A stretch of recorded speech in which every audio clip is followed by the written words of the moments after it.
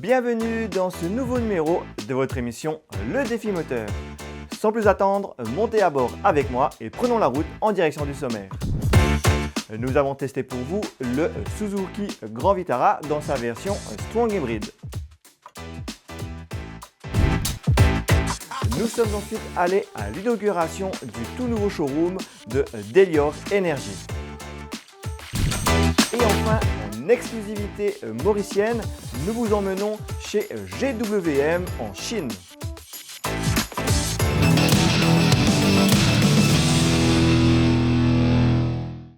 Démarrons tout de suite avec l'essai du Suzuki Grand Vitara.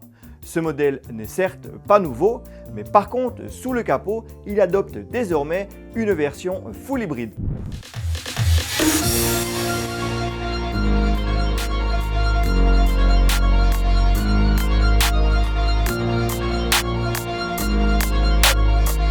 Suzuki monte en gamme et cette montée en gamme est incarnée par le Grand Vitara. Ce SUV se positionnait déjà dans le haut de la gamme du constructeur japonais. Désormais, cette montée en gamme s'incarne par une motorisation plus poussée. On a désormais sous ce capot un moteur hybride. Avant, c'était un hybride léger. Maintenant, c'est une vraie motorisation hybride où le moteur électrique peut faire tourner le véhicule sur quelques kilomètres. Alors certes, ce n'est pas beaucoup, mais ça reste quand même suffisant pour les petits trajets en ville, par exemple. Mais avant de parler de la conduite de ce Grand Vitara, on va parler de son design.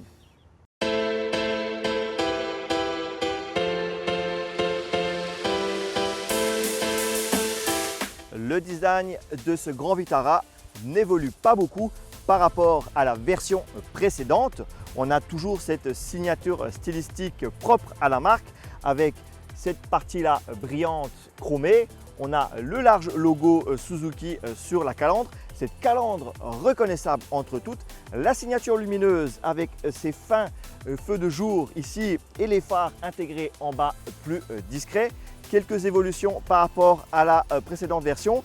Ici par exemple au niveau de la lame qui est maintenant peinte dans une couleur plus brillante. Même constat de profil, l'évolution est très minime, je dirais même absente. On a toujours cet élégant profil, les proportions sont bonnes. On a un véhicule avec des formes assez arrondies. J'aime bien le côté noir en haut et blanc en bas qui donne un côté plus premium. Le côté baroudeur, lui, est accentué par les passages de roues et les bas de caisse en noir laqué. Vous noterez aussi que sur notre modèle d'essai, il y a des pneus mixtes qui donnent encore un petit côté baroudeur. Vu de l'arrière, on a l'impression d'avoir un SUV un peu plus haut dans la gamme. Le véhicule paraît massif, trapu, musclé, alors qu'au fait, c'est quand même un SUV de taille moyenne. Le côté moderne est souligné par ce bandeau lumineux qui traverse toute la largeur de l'arrière. On a également, comme à l'avant, le bas du bouclier qui est peint avec une couleur assez brillante, contrairement à la version précédente. Notons également le léger béquet de toit pour le côté sportif et l'inclinaison de la lunette arrière qui donne un côté coupé. À l'intérieur aussi de ce Grand Vitara, on ressent la montée en gamme et la qualité des finitions. Le design de l'habitacle est élégant. On a des jolis inserts colorés ici par exemple. Les matériaux sont de bonne qualité pour l'ensemble. Sur le volant par exemple, la sellerie est en cuir également. On a quelques plastiques durs en haut du tableau de bord et sur la console centrale, mais ça reste quand même convenable. L'écran de l'infodivertissement ici est assez imposant. On a également un écran pour l'instrumentation derrière le volant.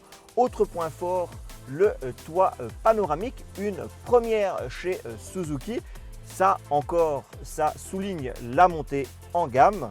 Pour le reste, rien à dire, le véhicule est bien fini. Pour en revenir aux équipements et notamment aux sièges, ils sont ventilés tous les deux à l'avant et électriques côté chauffeur. L'arrière est convenable en termes d'espace, notamment au niveau des jambes, un petit peu moins au niveau de la tête parce que la banquette est assez haute, mais ça reste quand même convenable. Cette banquette qui peut se régler en termes d'inclinaison, ce qui est pratique. On a également une astuce assez intéressante. Si vous avez trop de soleil ou si vous voulez être discret, vous pouvez ici avoir un petit rideau sur les côtés. Découvrons le coffre de ce grand Vitara. Contrairement à la deuxième rangée de sièges, le volume ici est assez faible pour un SUV. Et cela à cause des batteries qu'il faut bien les loger quelque part. Le plancher est assez haut, alors on a un petit espace très léger ici sous lequel on peut cacher quelques éléments comme un parapluie par exemple. Ça reste convenable pour une famille au quotidien, mais ce n'est pas un déménageur.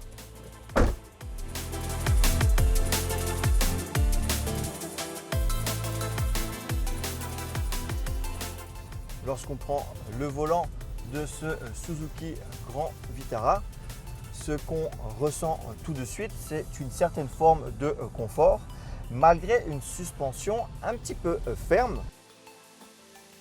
Alors cette fermeté, elle a un bon côté, c'est la tenue de route. Celle-ci est assez importante. En virage, on n'a pas de roulis et on sent que le train avant est précis. La voiture va préférer, surtout lorsqu'on est à basse vitesse, passer en mode électrique.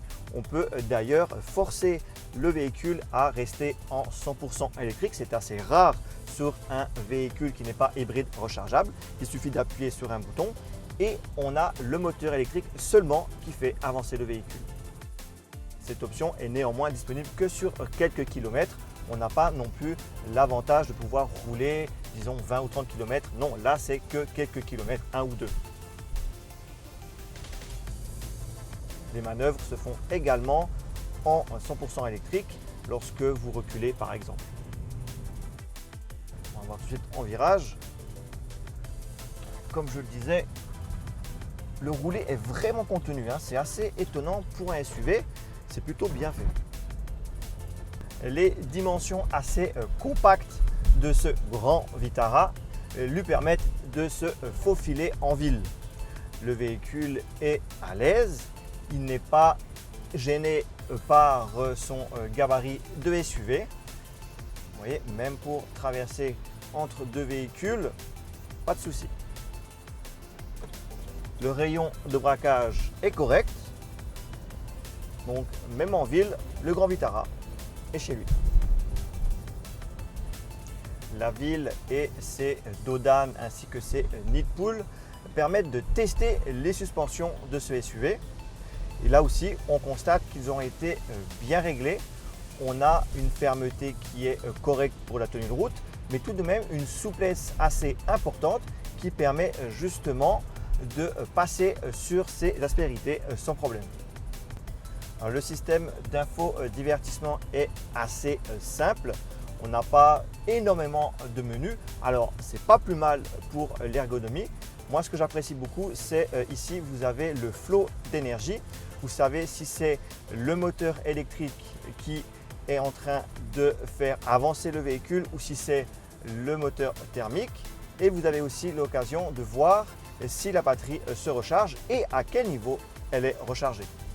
L'affichage tête haute n'est pas directement sur le pare-brise, mais sur un petit écran, si on peut l'appeler comme ça, qui se déploie devant le conducteur. Sur cet affichage tête haute, on a différentes informations comme la vitesse, mais également le flux d'énergie. Le système hybride va automatiquement choisir quel est le moteur le plus adapté à votre style de conduite et aux conditions. En général, on est plus sur l'électrique pour accentuer l'économie d'essence. Il faut aussi savoir que cumulés, les deux moteurs développent 207 chevaux et 263 Nm de couple, ce qui sont des données correctes pour une voiture destinée avant tout à un usage au quotidien. Alors, le point fort de cette hybridation, c'est l'accélération ainsi que la reprise. grâce au moteur électrique, lorsqu'on appuie sur la pédale, on sent tout de suite une poussée assez importante. Inconvénient, et ça c'est dû à la boîte de vitesse CVT, le moteur thermique a tendance à se faire beaucoup entendre dans l'habitacle. Le Suzuki Grand Vitara s'améliore et monte en gamme. Cela est naturellement au bénéfice des automobilistes. Le design éprouvé saura convaincre, tout comme le confort. L'arrivée de la motorisation hybride est un atout, notamment pour les performances et surtout pour pouvoir rouler quelques kilomètres en 100% électrique. Le son du moteur dans l'habitacle lors des montées en régime est un des défauts, mais ils sont rares. Le Suzuki Grand Vitara Strong Hybrid est disponible chez Access à 1 700 000 roupies.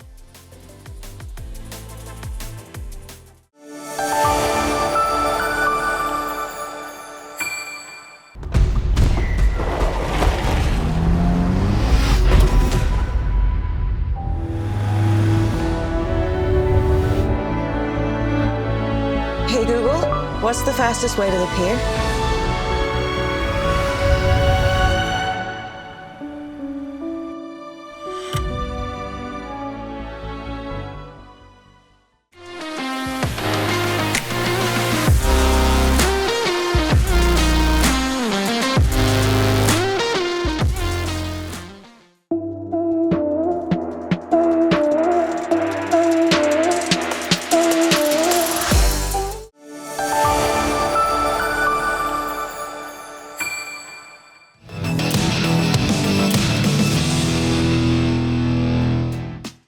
Direction maintenant Phoenix, où le concessionnaire Delior Energy a inauguré son tout nouveau showroom.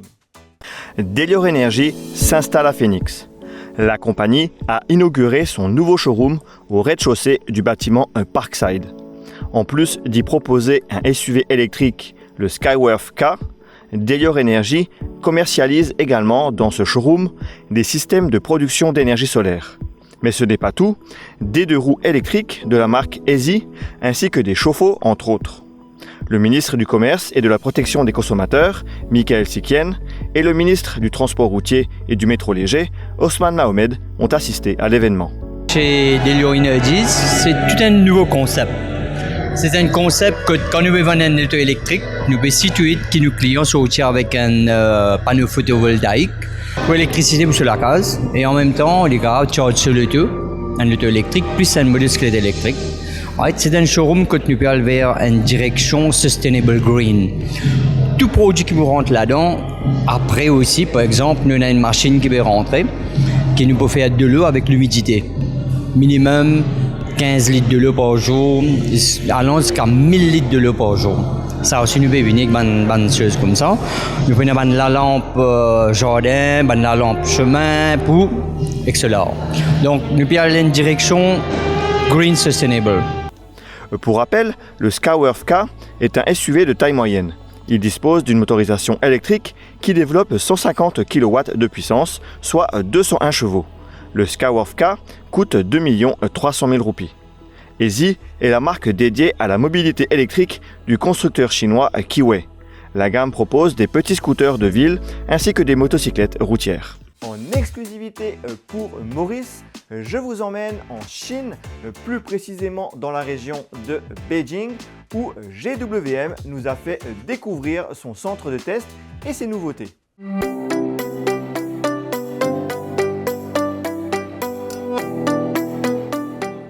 Le défi moteur vous emmène à Baoding en Chine, à quelques heures de route de Beijing, chez GWM sur leur terrain off-road pour découvrir les capacités en tout terrain de leur véhicule. Vous voyez derrière moi, c'est parti! Le centre dispose de différents types d'obstacles. Ils servent à tester et régler les véhicules lors de leur mise au point.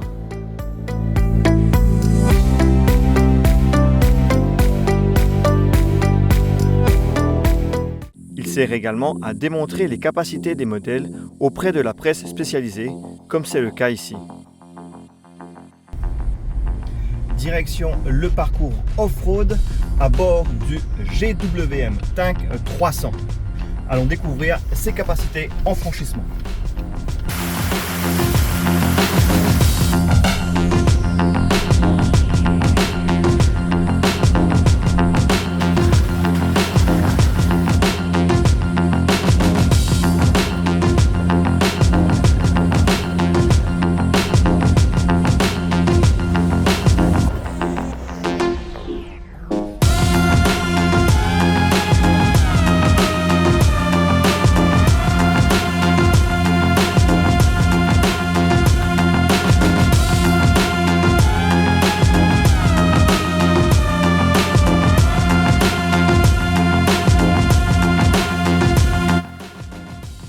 J'ai maintenant pris le volant du Tank 400, une version vraiment faite pour le tout-terrain mais aussi pour le luxe. L'intérieur est luxueux et confortable, mais surtout ce véhicule s'est passé partout. Nous sommes actuellement dans le lit d'une rivière avec un niveau assez bas. Alors il y a des passages de gué, mais aussi beaucoup de sable et de roches. Peu importe la vitesse qu'on prend, à condition bien sûr d'être raisonnable, le véhicule peut vraiment franchir chaque obstacle.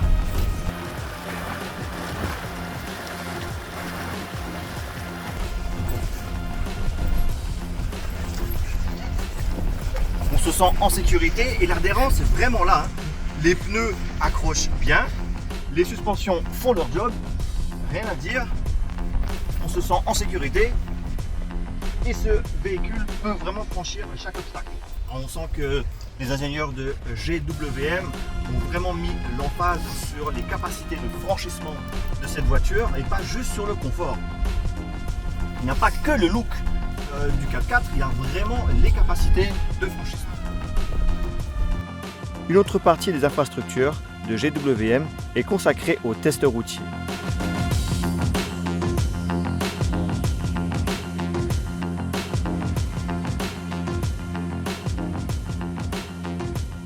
Nous prenons ici le volant du nouveau Tank 700. On va son habilité.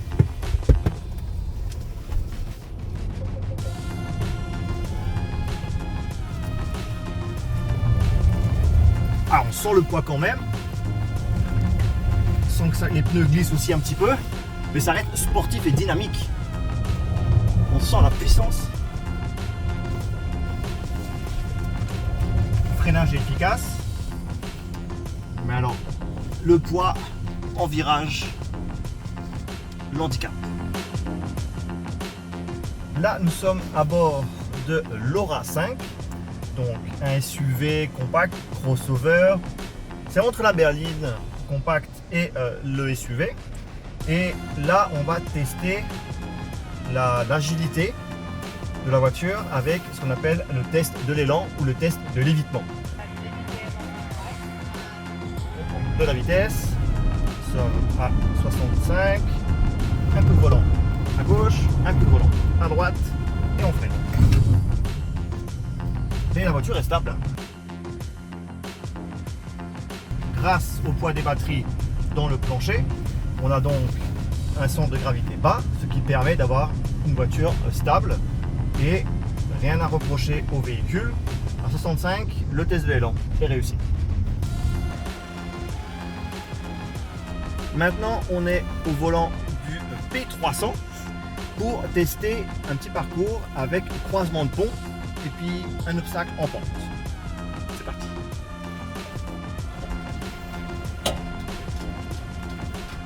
Ce sont les essieux travaillés.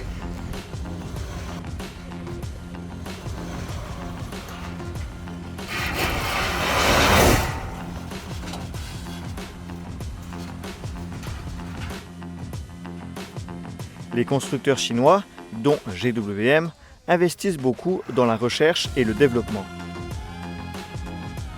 Ils innovent dans les équipements et misent sur le confort, le luxe et les performances.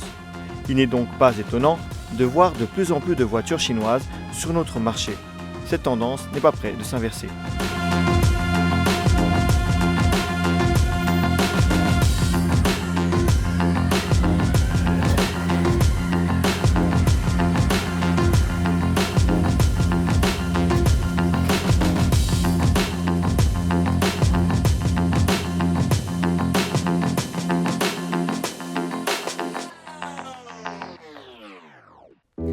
Et voilà, c'est déjà la fin de ce numéro.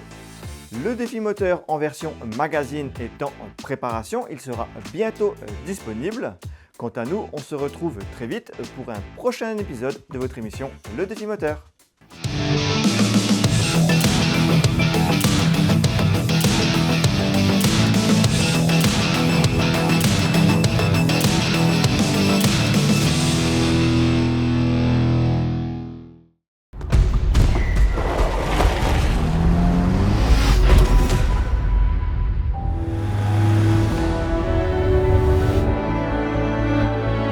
Hey Google, what's the fastest way to the pier?